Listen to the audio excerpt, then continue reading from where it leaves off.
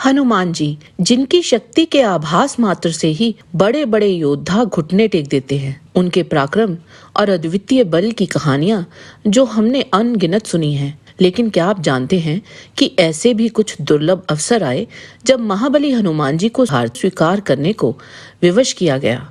कौन थे वे योद्धा जिन्होंने इस असंभव कार्य को संभव कर दिखाया? क्या ये हनुमान जी की हार थी या उनकी अद्भुत विनम्रता और रणनीति का प्रमाण? क्या स्वेच्छा से हारे थे हनुमान? आइए विस्तार से जानते हैं वो कौन से योद्धा थे जो हनुमान जी पर हावी हो गए। और अगर आपको ये वीडियो पसंद आए तो इसे लाइक और चैनल को सब्सक्राइब अवश्य करें।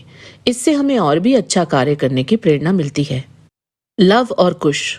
पद्म पुराण के पाताल खंड अध्याय 123 के अनुसार एक समय जब प्रभु श्री राम के अश्वमेघ यज्ञ का घोड़ा लवकुश के आश्रम में पहुंचा था तो लव ने उस घोड़े को बांध लिया और जिस कारण लवकुश का श्री राम जी की सेना के साथ युद्ध छिड़ गया। जब उस युद्ध में एक समय कुश ने अपने बाणों द्वारा शत्रुघ्न जी को पराजित कर उन्हें मूर्छित कर दिया तो शत्रुघ्न जी को गिरा हुआ देख सुरथ वहां आए और कुश के पास पहुंचकर अनेकों बाण चलाए।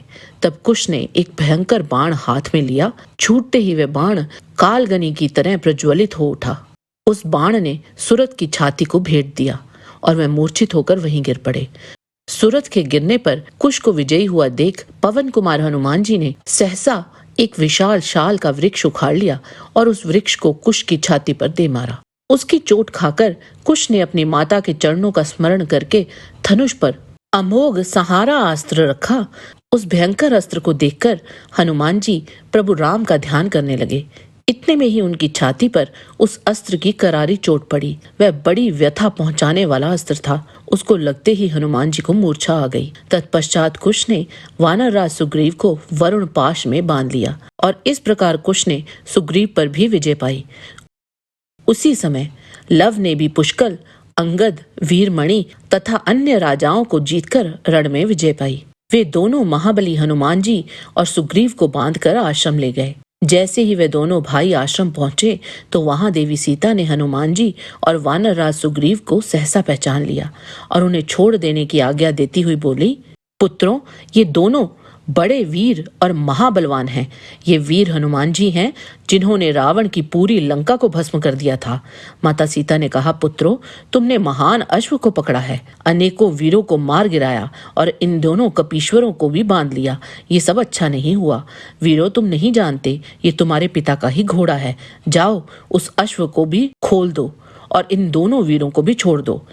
भरत। रामचरितमानस लंका कांड अध्याय 180 के अनुसार जब लक्ष्मण जी को रावण के पुत्र इंद्रजीत ने गंभीर रूप से घायल कर दिया था तब उनके उपचार के लिए संजीवनी बूटी की आवश्यकता पड़ी। हनुमान जी हिमालय से संजीवनी बूटी लाने गए, लेकिन उचित जड़ी बूटी की पहचान ना कर पाने के कारण वे संपूर्ण पर्वत ही उठा लाए। जब वे पर्वत लेकर आकाश मार्ग से अयोध्या के ऊपर से उड़ रहे थे तब भरत ने उन्हें राक्षस समझकर उन पर बाण चला दिया।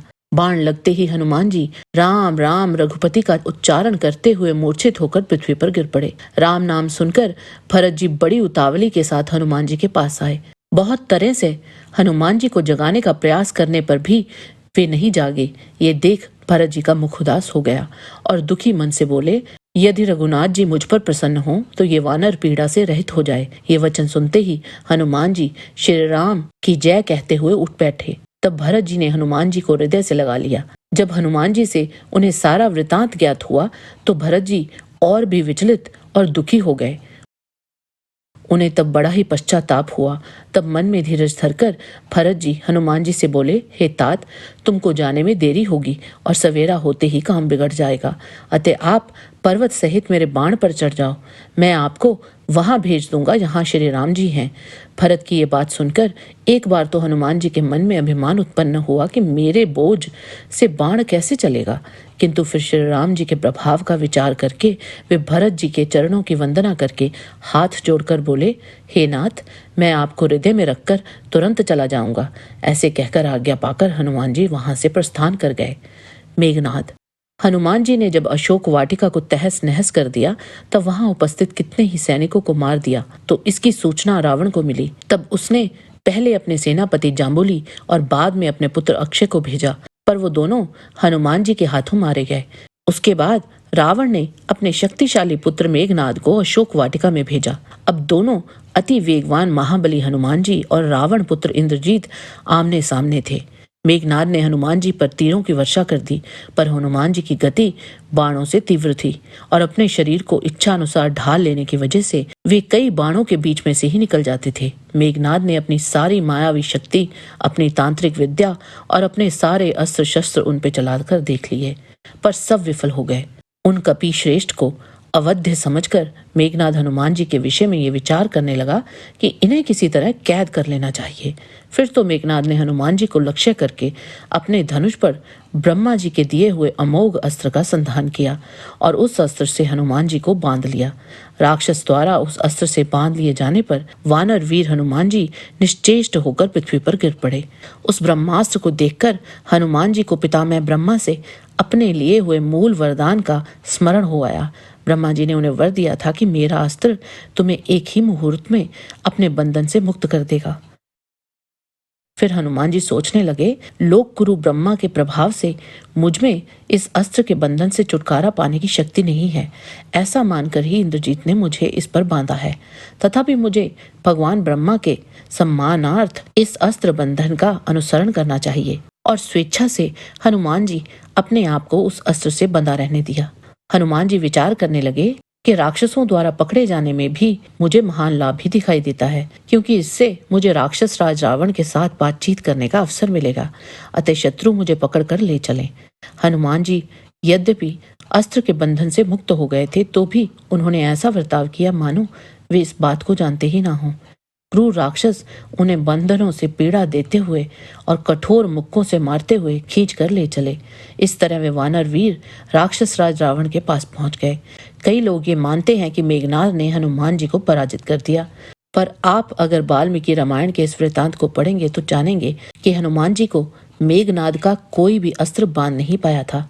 वे स्वेच्छा से और ब्रह्मा जी का मान रखने को उस अस्त्र के बंधन में बंधे थे। और रावण के समक्ष भी उन्होंने यही कहा था कि इस समय बेशक मैं इस बंधन में बंधा हुआ हूँ, पर मुझे कोई भय नहीं, क्योंकि ब्रह्मा जी, देवराज इंद्र और वायुदेव का मुझे वरदान प्राप्त है और बंधे रहने में मुझे लाभ था, क्योंकि तुमसे मिलने का अवसर मैं गंवाना नहीं चाहता था। कोई भी दिव्यास्त्र या बंधन, चाहे वो किसी राक्षस ने चलाया हो या किसी और ने, उनसे मैं बांधा या मारा नहीं जा सकता।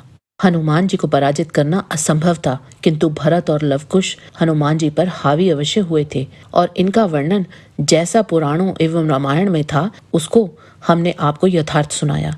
लव और कुश हनुमान जी के आराध्य श्री राम के पुत्र थे और भरत जी श्री राम के भ्राता एवं स्वयं नारायण के अंश से उत्पन्न हुए। हो सकता है सम्मानवश हनुमान जी झुके हों। जय बजरंगबली। आज के वीडियो में बस इतना ही। आशा करते हैं कि आपको हमारा ये वीडियो पसंद आया होगा। कृपया इसे लाइक और शेयर अवश्य करें। किसी भी प्रकार की त्रुटि के लिए आप सबसे क्षमा याचना करते हुए आपसे निवेदन है कि प्रेम पूर्वक परमपिता परमात्मा को मन में धारण करें और बोलें, वैदिक सनातन धर्म की सदा ही जय।